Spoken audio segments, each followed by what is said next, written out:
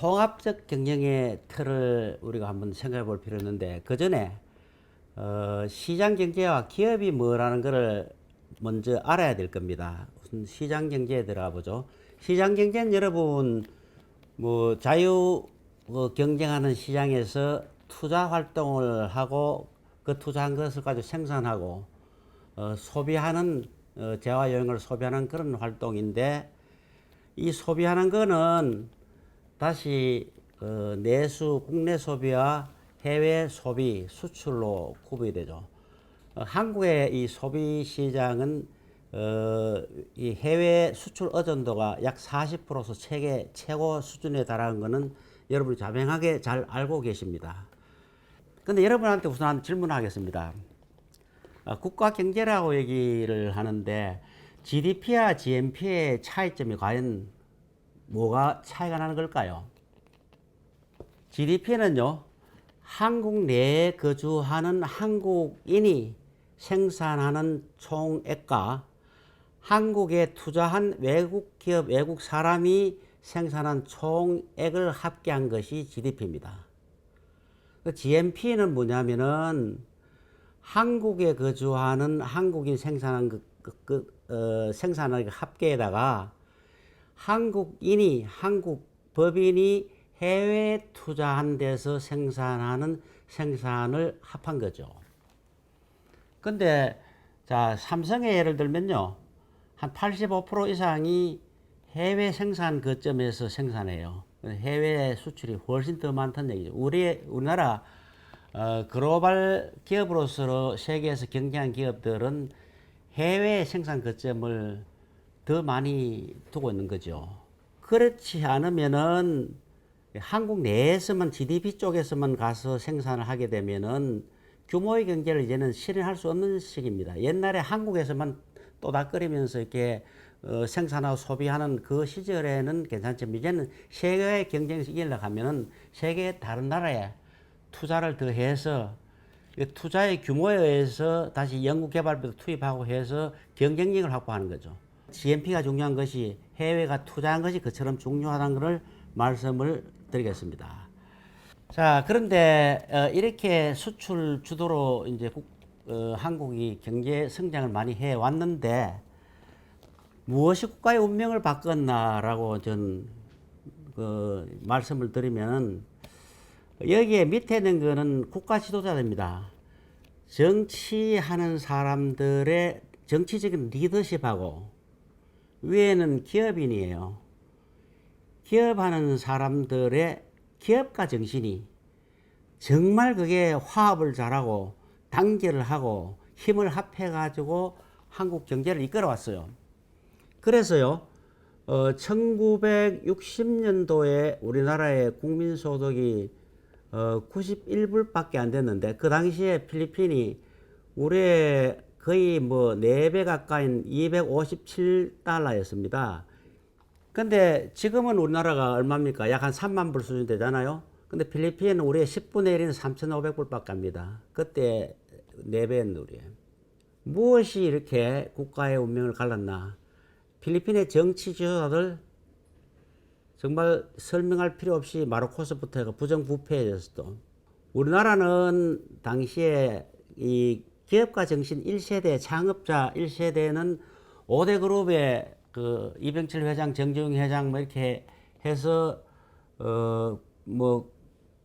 구만희 회장, 이 LG죠. 신격호 회장, 최정윤 회장, SK입니다.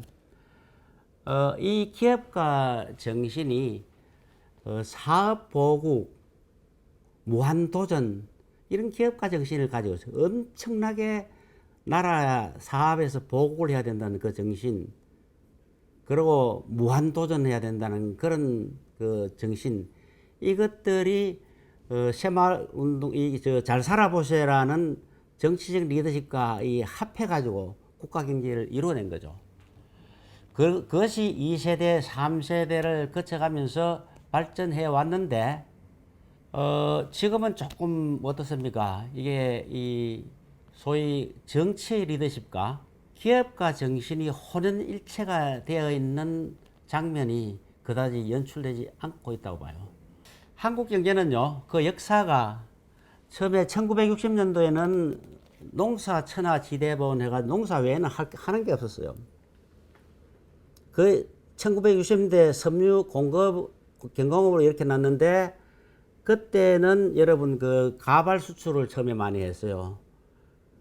그리고 베트남전에 가서 피를 흘리고 또 독일 강부가 가서 눈물을 흘리고 이렇게 해서 섬유 경공업이 이루어졌고 철강 중화공업이 일으킨 시대에는 여기에는 그리고 이제 조선하고 자동차 쪽으로 갈 때는 중동 건설 노무사까지 송출해가 땀의 한국 경제입니다. 이게 피와 눈물과 땀의 한국 경제인 거예요.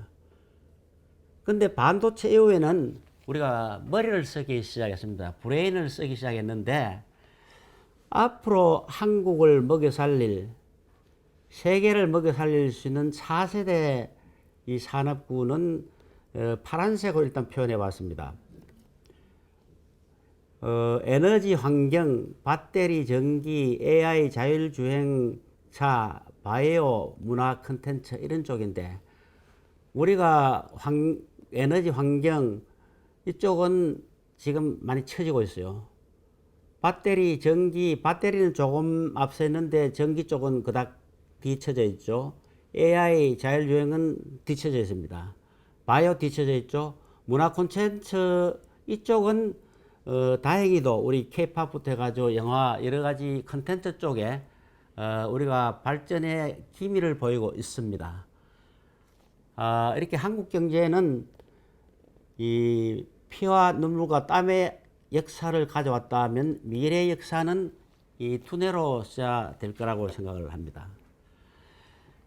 근데 여러분 국가가 망하면 한국 기업 살아난 기업이 있을까요? 기업은 살아남아요. 국가가 망해도 한국 망해도 기업 살아남는 이유가 아까 말씀드렸듯이 GNP에 있는 겁니다. 한국인으로서 한국 기업으로서 국내 말고 해외 투자를 많이 하고 있고 그래서 관세 장벽을 뚫고 있고 그 시장에서 정착을 하고 고용을 일으키고 생산을 일으킨 회사는 살아남아요. 한국에서 가장 큰 외국 기업이 어디냐 하면 삼성이에요. 왜? 지분율은 이미 뭐 60% 정도가 이게 외국 지분이단 말이에요. 근데 대부분의 한국 기업 중에서 여러분 생각 외로 KT도 외국 지분이 더 많을 수 있어요. 근데 한국 기업이 삼성이나 LG나 현대나 이런 데 글로벌 기업은 해외에 생산 거점이 있고 그것이 훨씬 국내보다 더 많습니다. 생산량이. 그래서 살아남을 수 있지만 해외 기반을 전혀 두지 않는 중소기업이든 중고기업이든 뭐 대기업도 국가 망하면 망하게 돼 있죠. 그런데 기업이 망하면 국가는 살아남을 수 있을까요? 국제화된 글로벌화된 기업이 망하면요, 국가가 살아남기 대단히 힘듭니다. 그래서 저는 이 친기업 정서를 기업가 정신을 이렇게 사계를 북돋우고 기업가 정신을 고취하는 그러한 경제 시각이라든지 시설이라든지 정책이 시행이 돼야 한다고 생각을 합니다. 자, 그런데 기업의 이익은 이 정치 리더나 어떤 조직의 리더들도 이걸 모르는 경우가 많아서 제가 소개를 하는 겁니다. 과연 어디로 갈까요? 이 삼성전자의 경우인데 2018년에 삼성전자가 매출액 246조, 2020년에 매출액 237조를 올렸어요. 이익은 각각 61조의 순이익이 올랐다가 사실 코로나 등으로 해가지고 2020년에는 36조로 이익이 빠졌습니다. 근데 이익이 일어나기 전까지 246조가 어떻게 쓰여졌냐 하면 매출 원가, 그런 재료비, 인건비, 뭐 제조 경비죠. 131조로 한 54%가 쓰이고, 그다음에 마케팅하고 판매 관리반 쪽에 21%, 25%가 이익이 이익이 난 거죠. 여러분 2020년 것만 설명하도록 하겠습니다. 순이익이 36조가 났는데요. 16%에 대해 이 해당하는 이제 법인세를 10조를 냈습니다. 그 다음에 배당금을 13조를 냈고, 그 다음에 이익준비금을 13조를 유보를 하게 됐죠. 그러면 여러분, 이 이익준비금 어디에 쓸까요? 이 이익준비금은 아까 GNP, GDP 말하시면 국내 생산 투자를 더하고 해외 생산 투자를 더하고 R&D 투자를 더해가지고 이것이 다시 경쟁력을 확보해서 매출을 증가시킬 수 있는 그런 역할을 하는 거죠. 이 이익준비금이 사실은 2018년에는 37조인데 2020년에 작년에는 13조로 확 줄어들어서 앞으로 이런 상태로 가면 삼성의 경쟁력이 옛날보다는 떨어질 수 있다는 우려가 되는 겁니다. 근데 법인세 10조 쪽에는요, 생산 시설이 해외에 5% 이상이 되는데 이 법인세는 국내에서 한 75%를 다 내요. 나머지 이 법인세가 해외에서 내게 되는 그런 쪽에 대해서 우리 국가의 법인세로 기여하는 범위 크고, 예를 들면 240조 매출 그러면요, VAT 부가가치세를 약 11% 내잖아요. 10% 내잖아요. 그러면 약 한 20조 이상 또 부가가치세를 내죠. 이렇게 이 삼성이 국가 이게 그 예산에 기여한 바가 엄청 크다는 얘기고. 자, 그러면 배당금은 이게 전부 다 이건희 회장한테 가느냐? 그렇지 않습니다. 주주수가 지금 약 500만 명인데요. 이 배당금대로 하면은 한 명당 약 한 260만 원 정도 배당이 돼요. 배당률은 그 사람이 배당 투자한 거에 비해서 한 2.6%의 배당률이 되니까 은행 이자율보다 뭐 예금한보다는 조금 나은 정도 수준의 배당을 받아갈 수 있을 겁니다. 그러니까 모든 사람들이 기업의 이익은 재벌들 그 사람들이 몽창 다가가네.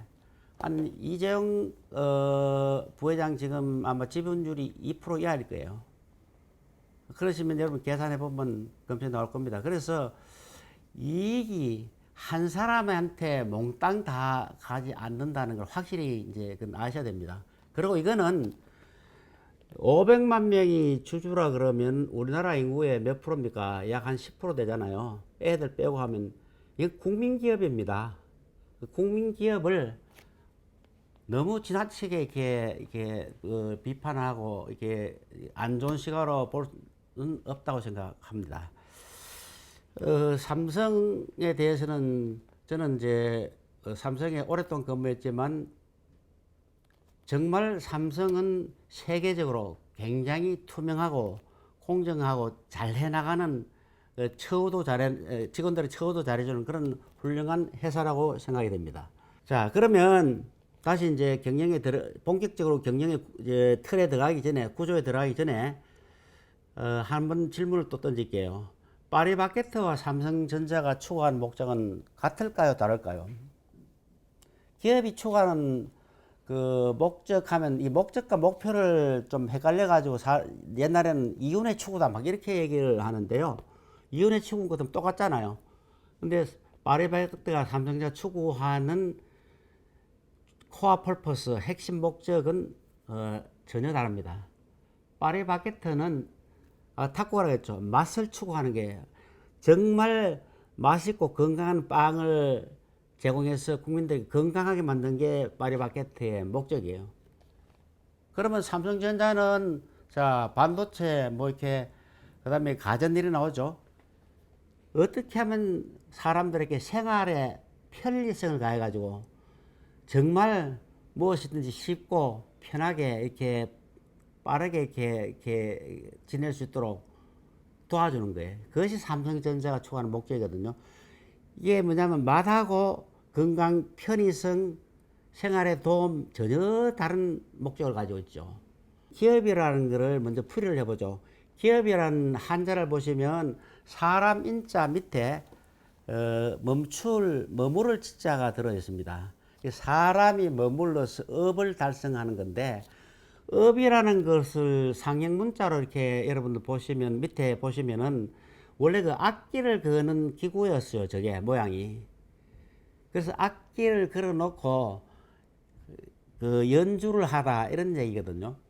그래서 이거는 이 자기가 표현하고자 하는 그 뜻 비전을 악기를 연주하는 사람이 연주를 해서 달성을 한다 이런 뜻이 됩니다. 과업을 달성한다, 목표를 달성한다는 뜻이겠죠. 그러면 기업 다음에 경영이라는 건 무슨 뜻일까요? 경영을 다시 보면은 앞에 실사자가 있습니다. 그리고 선이 하나 쫙 끄여 있고 곡선이 세 개가 있는 게 저거는 시냇물이 졸졸졸 흐르는 거예요. 그리고 밑에는 만들 공자가 되어 있죠. 공업할 때. 그 실을 아주 시냇물 흐르지 잘 짜가지고 패브릭, 천을 만드는 그런 뜻을 가지고 있는 겁니다. 그 영자를 보시면 위에 불화자가 두 개인데 화려한 불이죠. 화려하다는 불이 활활 화려하게 보여요. 그 밑에 궁전 궁자가 되어 있죠. 화려한 궁전, 아름다운 집을 뜻하는 것입니다. 그러니까 시를 짜서 시냇물천을 천을 짜듯이 아름다운 궁전을 만드는 것, 이것이 경영이다 이 얘기죠. 그래서 이 경영은 이게 그 위빙 패브릭, 혹은 이제 빌딩, 그러니까 건축을 하는 그런 그 건축학 개론적인 그런 뜻이 있습니다.